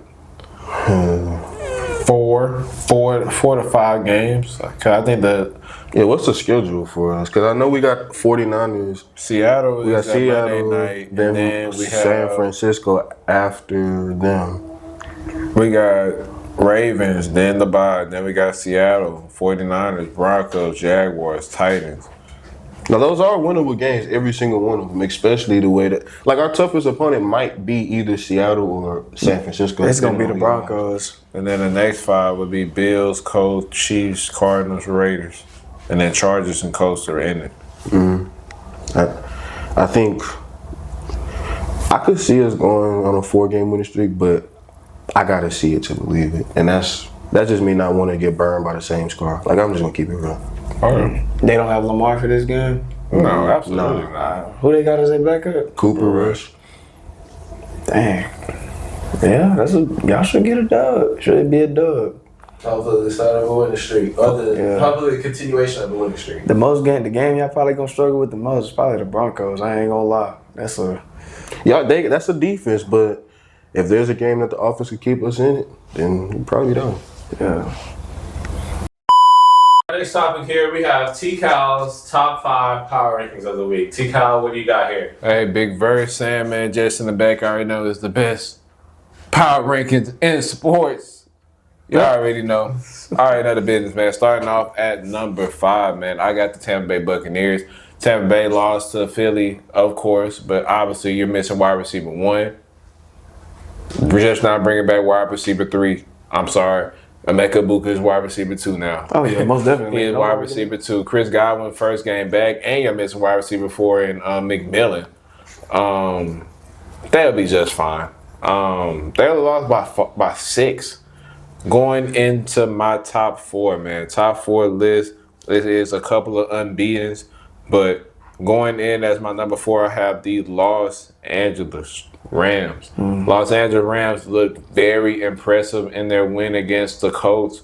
I mean, obviously, they looked impressive all year, to be honest. Yeah. Outside of that, I don't know what happened. Malfaction against the freaking, they played the Eagles. Yeah. Outside of that, they've been looking really good. Puka Nacua he's on track to having a Calvin Johnson-like year.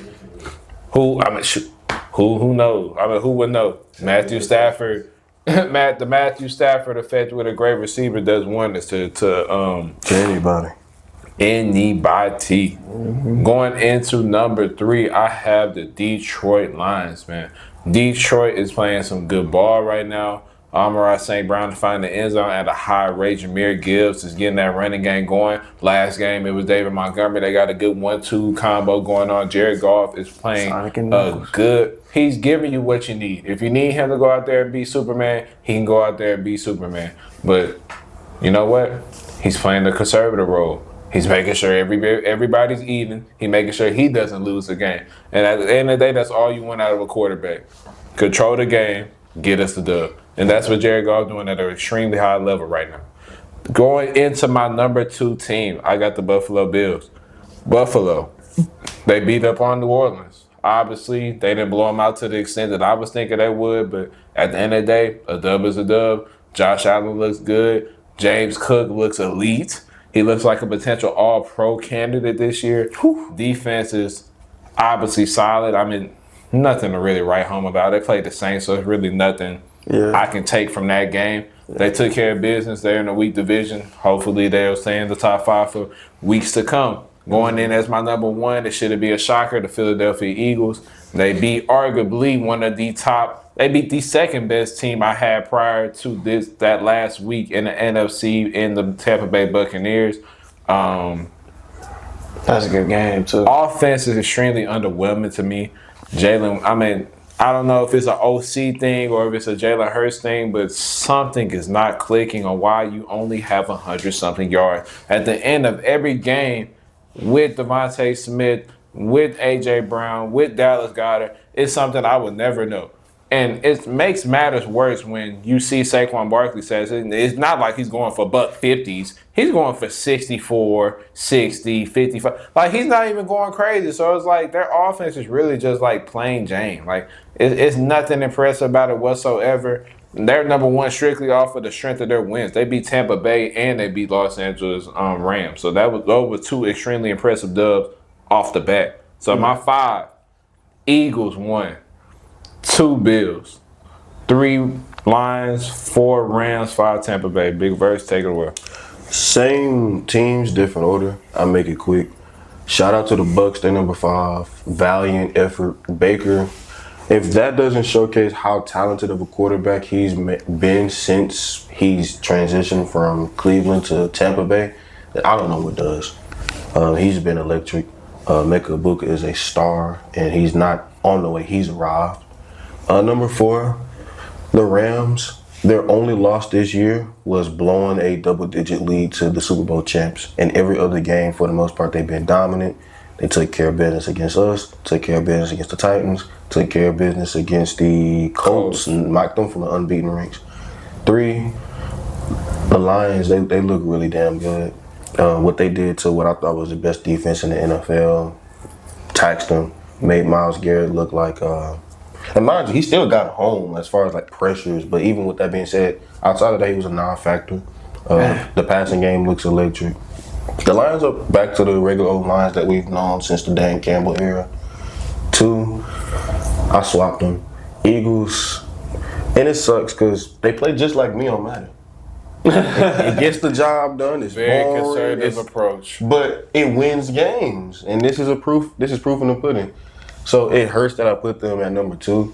I just think that when you have that dynamic of a threat on the running game and in the passing game and finding ways to only utilize it just barely enough to get victories for as talented as that team is, plus that defense gives me real concerns too. That's what drops them away from the top spot. Number 1, I got Buffalo. They didn't look the greatest against New Orleans, but at the end of the day, they still, in my opinion, the most consistent team in the NFL. And Kansas City can probably win 10 games in a row. I don't think they're catching Buffalo in the standings for first place in the conference. Because that division is weak. It's terrible. All right, last but not least, we have our score predictions for Week 5 of the NFL. Starting on Thursday, October 2nd, we have the 49ers playing the Rams. Rams. That's a game, bro. That is gonna be a good game. Battle Brock of LA. Purdy is questionable. I'll take the Rams, though. He was playing this week. He didn't look too good. Man, I told you. All right, and then on Sunday in London, we have the Vikings playing the Browns. Brown. I mean, oh, God. Give me the Vikings. Give me the Vikings. Give me the Vikings. Brian Flores versus unproven, never started his game in his career quarterback in Dylan Gabriel. It's easy. Hopefully we see Shador. 2 1-3 teams battle for their second win. We have the Texans playing the Ravens. Give me the Texans. Give me the Texans. I see it. No bias. No bias. Give me Texans. Rush nowhere. It's perfect time to take over to beat the Ravens, honestly. Last time we played Derrick Henry, you know what we did to him. The Eagles try to remain undefeated versus the Broncos. I'm taking the Eagles. Eagles. That's gonna be a defensive game. Yeah. Give me Philly. The Titans are searching for their first win, hopefully versus the Cardinals. It's actually possible, I believe. Give me Arizona. I like their defense. Yeah. Give me Arizona. I trust Arizona more than I trust anything Tennessee got going on. The Jaden Daniels Commanders are playing the Chargers. Give me the Commanders. I think, bro. Hey, bro. I think he questionable to come back this week. That's the only reason why I'm taking him. Come on. I mean, they just lost to the Giants. Like, let's be honest. Every good team deserves a freebie. So you know what? I'm rocking with you. Is that right? I'm sorry. I mean, I don't care. Nah, Shit. who you got? It's okay. Give me the Chargers. I don't give a damn. Give me the Chargers. I'm with you, man. Next, we have the Lions playing the Bengals. Lions, about 50. The Lions, Jesus. most definitely. How do the Commanders even look this year? Are they even? They are 2-2. They okay, but they lost Jaden Daniels for some time.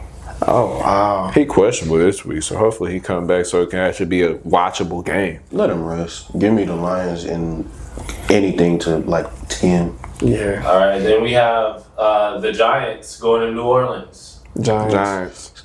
Hey, Spencer Rattler never won a game as a starter, and he still won.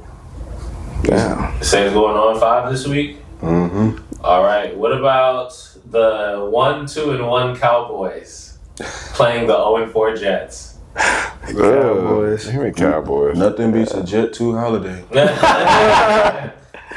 Hey.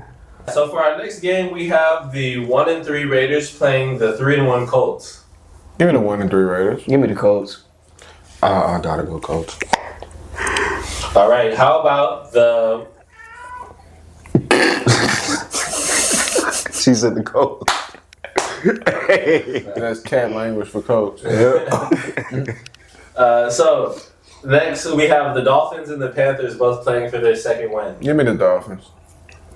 Bryce, Hey, give me the Panthers. you losing this one, buddy. Give me the Dolphins.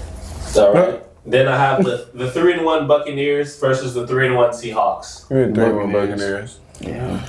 I really like Tampa Bay, but give me Seattle. I love it. Okay. How do you feel about the 4-0 Bills playing the 2-2 Patriots at home? Yep. Thing gonna be built. Bill. Stop, folks. Stop running. Oh, you the Bills. Oh, I know what you're talking about. It'll be close, but give me the Bills. All right, and then last but not least, Monday Night Football. We have the Chiefs playing the Jaguars. Do we have any room for an upset on Monday? Give me the Chiefs. Give me the Chiefs upsetting the 3-1 Jaguars. Hey. Chiefs get right game again. Stop running. Hey, and with that being said, man, we putting to get right and get up out of here. Shout out the boys, Sam, man, Big Verse, Jess, of course, man.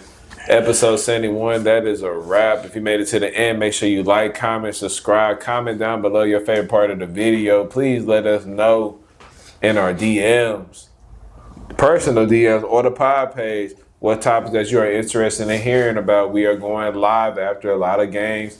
Make sure you stay tuned with us. Share it to a friend, man. We only going up from here. Big Verse, Jess, Sam, man. Pleasure doing business with you. Verse, any words of encouragement before we get up out of here? Real quick announcement, PSA to everybody that's been watching the videos. You got cornrows? No, they can see that clearly. But I think the thing that we need to focus on is that we need to start a GoFundMe, because for as little as $1 a day, for T-Cow and his Titans fandom to make the pain go away, we need to make this man able to. We need to make this man able to sleep at night, knowing that his team is the worst in the NFL. This smile that he's putting on, it's fake. It's sadness. Hey.